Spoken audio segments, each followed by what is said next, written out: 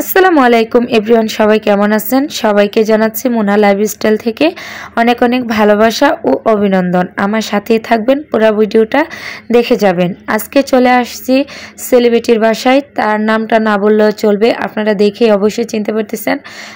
আলাম হাসান ভাইয়ের বাড়িতে চলে আসছি। আসার পরে এখানে খাবার দাবার নাস্তা পানি দিছিল, তো খাওয়া দাওয়া শেষ করে এখন আমি ওনার পুরো বাড়িটা আপনাদেরকে ঘুরিয়ে দেখাবো। এই যে এটা হচ্ছে বাড়ির সামনের সাইডটা, মানে এই দিক দিয়ে বাড়িতে ঢোকা হবে। আর এটা হচ্ছে আলম ভাইয়ের মোটরসাইকেল।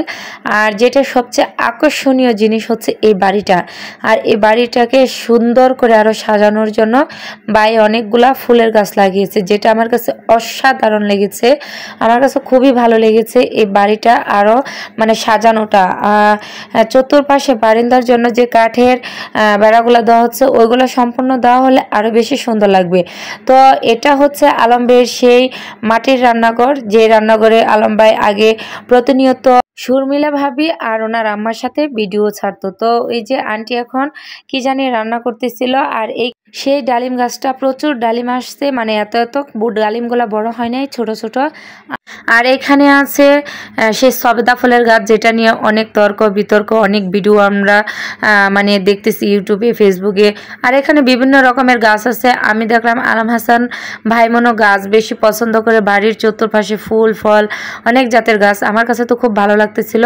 আর এখানে এই সবেদাটা একটু একটু নরম হয়ে গেছে, পেকে যাবে মনে হচ্ছে।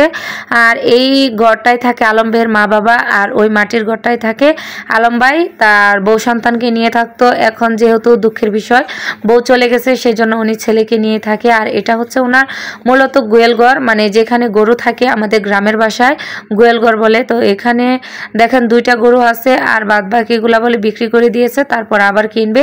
আর এখানে শর্মিলা ভাবি আগে রান্না করতো, আমরা দেখতাম। তো এখন আমরা ঘরের ভিতরে যেয়ে দেখবো। আসলে আমার তো আমি খুব এক্সাইটেড যে আমি এই রুমের ভিতরে যাচ্ছি, দেখবো পুরাটা, সেজন্য আমার কাছে খুব ভালো লাগতেছিল। আর এখানে কিছু ওয়ালমেট টানানো আছে, আমার কাছে খুবই সুন্দর লাগতেছিল। সাজানোটা খুব সুন্দর হয়েছে, মানে কি বলবো, অসাধারণ। আমার কাছে এই মাটির ঘরটা খুব ভালো লাগে। আমার বাড়িতেও কিন্তু মাটির ঘর আছে, কিন্তু এত সুন্দর করে সাজানো না। আসলে দেখেন একটা জিনিস সুন্দর করে সাজালে কতটা সুন্দর লাগে। আর একটা সংসারে মেয়ে না থাকলে একটু অগোছালো তো থাকবেই। তো শর্মিলা ভাবি চলে গেছে, ভাইয়ের সাথে ওনার ডিভোর্স হয়ে গেছে, এই জন্য ঘরটা একটু এলোমেলো, সমস্যা নেই। তারপরে পরবর্তীতে কোনো ভাবি আসলে গুছিয়ে নেবে। তো এখন আমি পুরো ঘরের ভিতরে দেখে বের হয়ে গেলাম। তো আমার কাছে তো আলম ভাইয়ের বাড়িটা আসলে খুব ভালো লাগছে আর খুব সুন্দর। সবাই আসবেন, দেখবেন।